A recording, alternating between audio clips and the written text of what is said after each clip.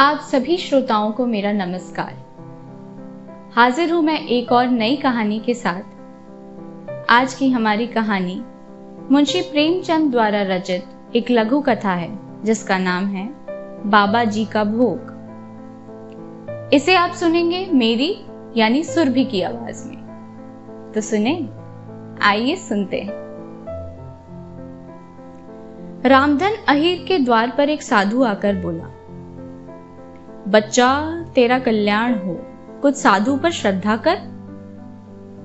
रामधन ने जाकर स्त्री से कहा, साधु द्वार पर आए हैं, उन्हें कुछ दे दो।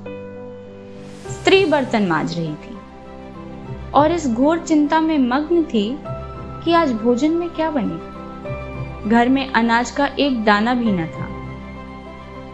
चैत का महीना था, किंतु यहां दोपहर ही को अंधकार छा गया था। उपज सारी की सारी खलिहान से उठ गई। आधी महाजन ने ले ली, आधी जमींदार के प्यादों ने वसूल ली। भूसा बेचा तो बैल के व्यापारी से गला छूटा। बस थोड़ी सी गांठ अपने हिस्से में आई। उसी को पीट पीट कर एक मन भर दाना निकला था। किसी तरह चैत का महीना पार हुआ। अब आगे क्या होगा? क्या बैल खाएंगे, क्या घर के प्राणी खाएंगे, ये तो ईश्वर ही जाने। पर द्वार पर साधु आ गए हैं, उन्हें निराश कैसे लौटाएं?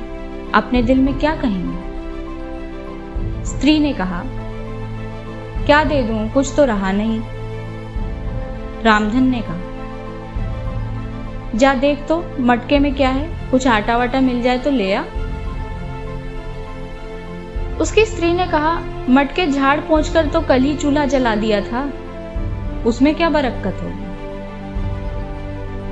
रामधन कहने लगा, तो मुझसे ये तो ना कहा जाएगा कि बाबा घर में कुछ नहीं है, किसी के घर से जा मांग ला। स्त्री ने कहा, जिसे लिया उसे देने की नौबत ही नहीं आई, अब और किस मुंह से मांगू। अच्छा, तो देवताओं के लिए कुछ अगवा निकाला है ना, वही ले आ, दे आऊं। स्त्री ने कहा, देवताओं की पूजा कहां से होगी। रामधन बोला, देवता मांगने तो आते नहीं है। समाई होगी करना, ना समाई होगी ना करना, लेकिन अभी तो ले आ। स्त्री ने कहा, अरे तो कुछ अगवा भी पसेरी दो पसेरी थोड़ी है, बहुत होगा तो आधा सेर। उसके बाद क्या होगा, फिर कोई साधु ना आवेगा, और आएगा तो जवाब देना ही पड़ेगा।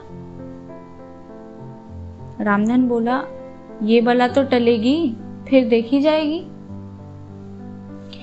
स्त्री झुंझला उठी और एक छोटी सी हांडी उठा ले आई, जिसमें मुश्किल से आधा सेर आटा था। वो गेहूं का आटा बड़े यत्न से देवताओं के लिए रखा हुआ था। रामधन कुछ देर खड़ा सोचता रहा, तब आटा एक कटोरी में रखकर बाहर आया और साधु की झोली में डाल दिया। महात्मा ने आटा लेकर कहा, बच्चा अब तो साधु आज यहीं रमेंगे, कुछ थोड़ी सी दाल दे तो साधु का भोग लग जाए। रामधन ने फिर आकर स्त्री से कहा, संयोग से दाल थी। रामधन ने दाल, नमक, उपले जुटा दिए, फिर कुएं से पानी खींच लाया।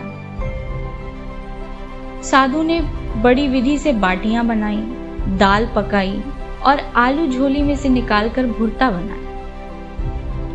जब सब सामग्री तैयार हो गई तो रामधन से बोले, बच्चा भगवान के भोग के लिए कौड़ी भर घी चाहिए। रसोई पवित्र न होगी तो भोग कैसे लगेगा।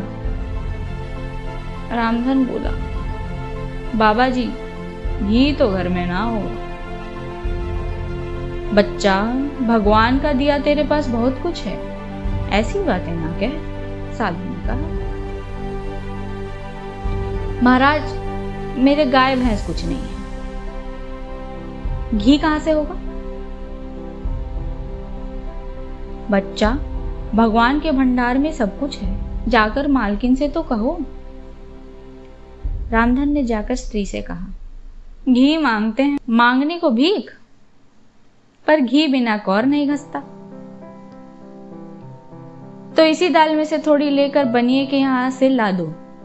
जब सब किया तो इतने के लिए नाराज क्यों करते हो? उसकी स्त्री ने कहा। घी आ गया। साधु जी ने ठाकुर जी की पिंडी निकाली, घंटी बजाई और भोग लगाने बैठे। खूब तन कर खाया, फिर पेट पर हाथ फेरते हुए द्वार पर लेट गए।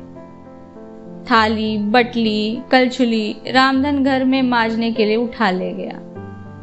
उस रात रामधन के घर चूल्हा नहीं जला, खाली दाल पकाकर ही पी ली। रामधन लेटा तो सोच रहा था, मुझसे तो यही अच्छे। तो कैसी लगी आज की कहानी? कमेंट सेक्शन में जरूर बताइएगा। कहानी पसंद आए तो लाइक, शेयर और सब्सक्राइब करना मत भूलिएगा। जल्द लौटूंगी एक नई कहानी के साथ। तब तक के लिए धन्यवाद।